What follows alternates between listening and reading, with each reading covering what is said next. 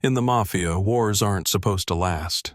They burn fast, cost too much, and force someone at the top to step in before everything collapses.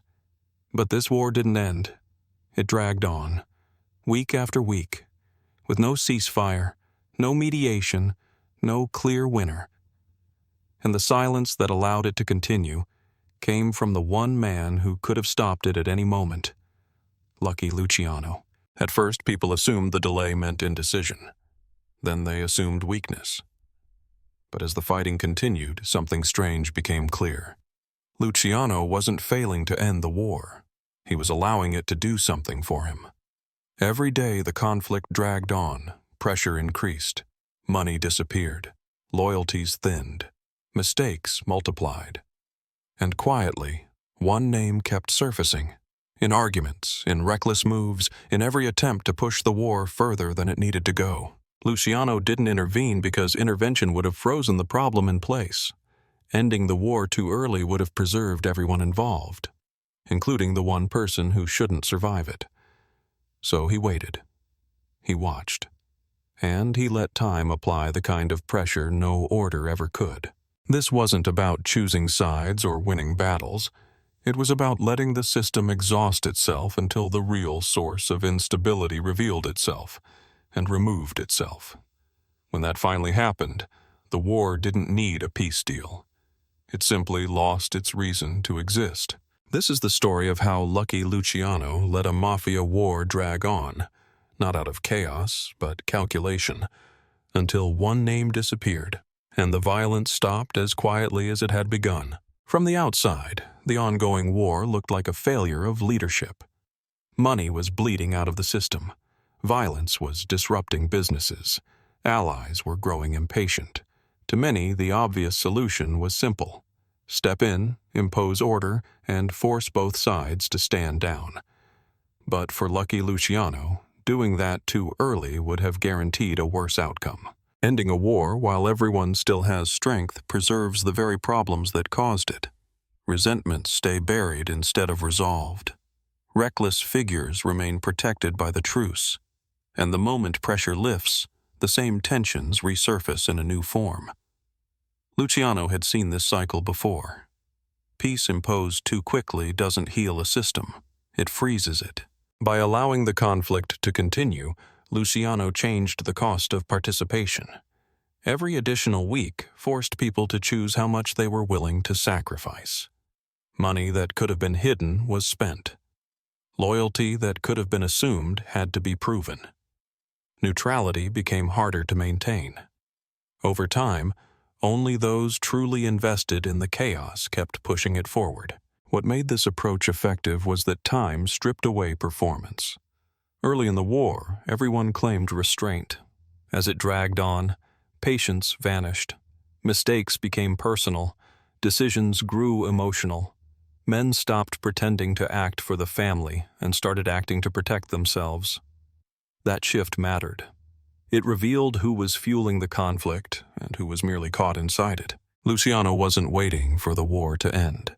He was waiting for clarity, for the moment when continuation itself would identify the problem. Someone, somewhere, would refuse to let the conflict cool down. Someone would escalate when others wanted relief, and that person would make themselves visible not through strength, but through insistence. Ending the war too soon would have saved everyone. Letting it run would only save those who could endure restraint. Luciano chose the second option. As the war dragged on, something predictable happened. Discipline eroded. The first phase of any conflict is controlled, almost ceremonial. Messages are careful. Moves are calculated. Everyone claims they're acting defensively. But time is corrosive. And under sustained pressure, behavior stops being strategic and starts becoming honest. That was exactly what Lucky Luciano was waiting for. Money was the first thing to crack. Early confidence turned into quiet shortages. Payments arrived late. Protection costs climbed. Men began arguing over resources that had once flowed without question. Financial strain doesn't just weaken operations. It weakens narratives. Excuses get shorter. Blame gets louder. People start explaining themselves when no one asked. Then came exhaustion. The war demanded constant attention, constant readiness. Sleep disappeared. Tempers shortened. Decisions that once required consensus were pushed through by whoever was loudest in the room. That shift mattered.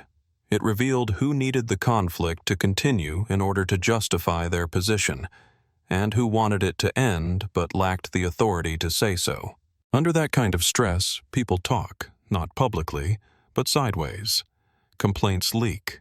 Frustrations are shared with intermediaries. Justifications get repeated too often. Patterns emerge. Luciano didn't need reports. He needed repetition. When the same name appears across unrelated conversations, that isn't coincidence. It's gravity. The longer the war lasted, the clearer it became who was feeding it. Not necessarily the most powerful figure, but the most restless one. The person who couldn't tolerate pauses. Who pushed for escalation when others were looking for exits. Who treated fatigue as weakness and restraint as betrayal. Time exposed that personality better than any interrogation ever could. What made this phase decisive was inevitability. Once pressure reached a certain point, everyone else began adjusting around the problem. People avoided being alone with that individual. Messages went unanswered. Support softened without explanation. The system didn't need direction. It began isolating the source of instability on its own. Luciano let time do what force could not. It turned stress into truth. And once truth surfaced, the war no longer needed to be managed. It only needed to be allowed to finish its work. By this point, the war had a rhythm. And within that rhythm, one name kept surfacing. Not in official meetings, not in public accusations, but in the quiet margins where people speak more freely because they think no one is listening. The same name appeared whenever a ceasefire was discussed and somehow collapsed. The same name followed every unnecessary escalation, every decision that pushed the conflict just a little further than it needed to go. Lucky Luciano noticed the pattern immediately. This wasn't the most powerful figure on either side. It wasn't the man with the biggest crew or the deepest pockets. It was someone defined by momentum, a person who mistook activity for authority and pressure for leadership. When others hesitated, he pushed. When tempers cooled, he reignited them. When compromise appeared possible, he reframed it as weakness. The war didn't revolve around him officially, but it kept bending in his direction. What made this name dangerous was persistence. As the conflict wore people down, most wanted relief. They wanted space to breathe, to stabilize, to stop bleeding resources. This man wanted continuation. He needed the war to justify his relevance. Without it, his position thinned. With it, he stayed central. That dependency mattered more than loyalty or ideology ever could. Luciano understood something crucial at this stage. The war wasn't being sustained by hatred between families anymore. It was being sustained by one individual's inability to stop moving. That meant the problem wasn't structural. It was personal. And personal problems don't require mass solutions. The more this name appeared, the less Luciano needed to intervene. The system was already adjusting. People began routing around him. Information stopped flowing through his channels. Invitations dried up, not as punishment, but as self-protection. No one wanted to be seen as the next reason the war continued. By identifying the name that refused to disappear from the conflict, Luciano didn't choose a target. He chose a timer. The war didn't need to end immediately. It only needed to last long enough for everyone else to reach the same conclusion he already had. Once that happened, the rest would take care of itself. Once the pattern was clear, Lucky Luciano did something deceptively simple. He stopped compensating for the imbalance. No warnings, no instructions, no quiet protection extended through intermediaries. He didn't isolate the man whose name kept surfacing. He merely withdrew the forces that had been keeping him relevant. In Mafia systems, protection rarely looks like defense. It looks like access. Being included in conversations, being copied on decisions, being assumed necessary. When that access disappears, the fall begins quietly. The name didn't vanish overnight. It started echoing less. His opinions stopped shaping outcomes. His urgency stopped moving people. What once felt like leadership began to feel like noise. As the war continued, the system adjusted around him. Allies stopped answering first. Messages were acknowledged but not acted on. Meetings happened without him, then were summarized instead of shared. None of this required coordination. It was instinctive. People were tired, and they knew exactly whose impatience had kept them there. The man reacted predictably. He pushed harder. He escalated faster. He tried to force relevance back into existence.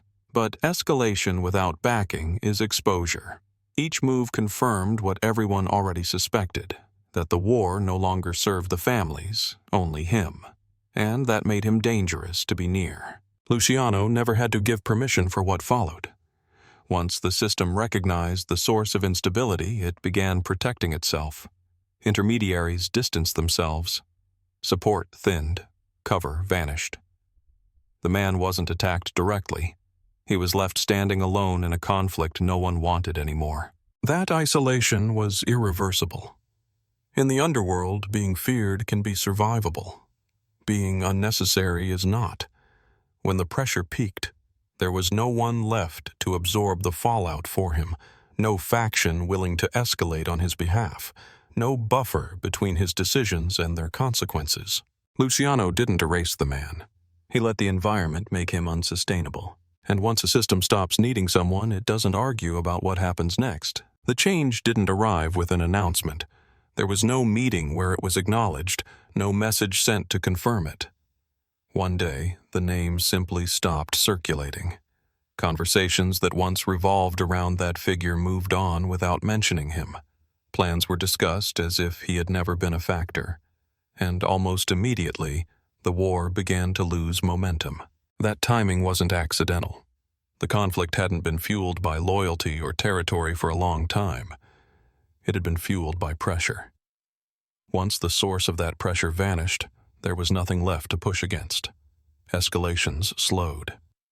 Retaliations stopped finding justification. Men who had been bracing for the next move realized there wasn't one coming. What followed looked like peace, but it wasn't negotiated. It was relief.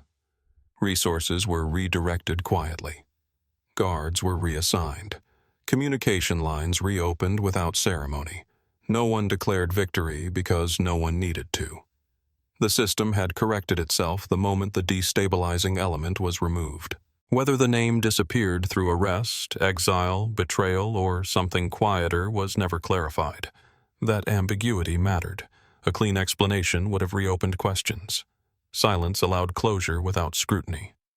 In the Mafia, unresolved endings are often the most final. Lucky Luciano didn't step forward to claim credit. He didn't frame the outcome as a success. He didn't need to. The war had ended at the exact point he had been waiting for, when continuation no longer served anyone involved. That was the only signal required. What everyone understood, even if no one said it out loud, was that the conflict had never been about two families. It had been about endurance. The war lasted just long enough to identify who couldn't stop themselves. Once that person was gone, the reason for fighting vanished with him. The violence didn't end because of a deal. It ended because a name did. And by allowing time and pressure to do the work, Luciano achieved something far more permanent than victory. He removed the need for the war to exist at all. The war didn't end with a ceasefire. It didn't end with a handshake or a threat from above. It ended when one name stopped being spoken and everyone felt the shift at the same time. No explanation was required. No confirmation was necessary. The silence was enough. That was the final move by Lucky Luciano. Luciano didn't rush to end the conflict because he understood something most men never do. Some wars aren't meant to be stopped. They're meant to expose. By letting the fighting drag on, he allowed pressure to separate endurance from impulse, leadership from noise. When the system finally rejected the one figure who couldn't live without chaos, the war lost its purpose instantly. What made this outcome terrifying wasn't the disappearance itself. It was how quickly everything stabilized afterward. No revenge cycles, no follow-up violence, just a quiet return to order, as if the conflict had been waiting for that single absence all along. In the Mafia, killing a man ends a problem temporarily. Erasing a name ends it permanently. Lucky Luciano didn't win by striking harder or faster. He won by waiting longer than anyone else could, and by knowing exactly what would happen when the waiting was finally over.